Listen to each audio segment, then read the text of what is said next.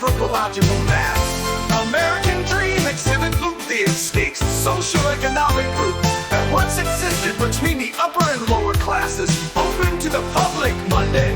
Come visit the middle class museum. Working class old beaten, yeah, you don't need a reason. All who wanna dream of freedom. Is this an Athenaeum or a Mausoleum for victims of the Football Colosseum? It's the middle class museum. Middle class museum. Middle class museum. Yeah, you don't need a reason. Oh, to wanna dream of freedom. Is this an Athenaeum or a Mausoleum for victims of the Football Colosseum? It's the middle class museum. Middle class museum. Middle class museum. The splendid and intriguing middle class may be gone, but it will never be forgotten, said Doctor Snootly, curator of the museum. From their weekend barbecues and own homes with backyards to their belief in social mobility, the middle class will forever be remembered as an important part of American history. Entire TV networks were programmed to satisfy middle class hunger for company, sitcoms and news. The middle class was allowed weekend trips and even annual vacations as far as other countries. Come visit the middle class museum. Working class hopes beaten, yeah, you don't need a reason. All who wanna dream of freedom. Is this an Athenaeum or a Mausoleum for victims of the Football Colosseum?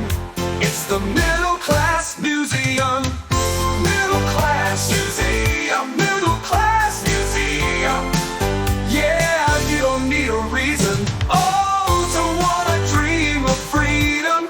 Is this an Athenaeum or a Mausoleum for victims of the Football Colosseum? It's the middle class museum. Middle class museum. Middle class museum. It's fascinating to think that these people existed. Sivraj Raji, a multi-millionaire whose husband's grandfather invented consumer disposable items. In the 1950s, there were millions of Americans who could afford their own homes. But after about 1963, it was over for the middle class. Members of the upper class learn how the mint without yachts lives slightly above poverty.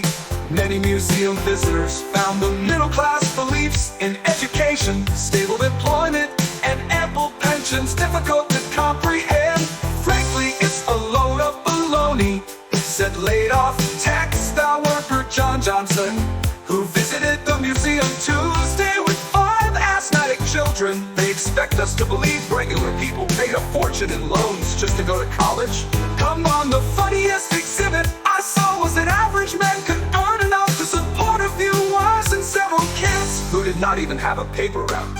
One homeless bum said of the exhibits, "You wouldn't know it to look at me, but my parents were middle class." Dick Boots said, "These my roots." A waitress from Chicago learns what the middle class was and shakes her head. Come on, the funniest exhibit I saw was that average men could earn enough to support a few wives and several kids who did not even have a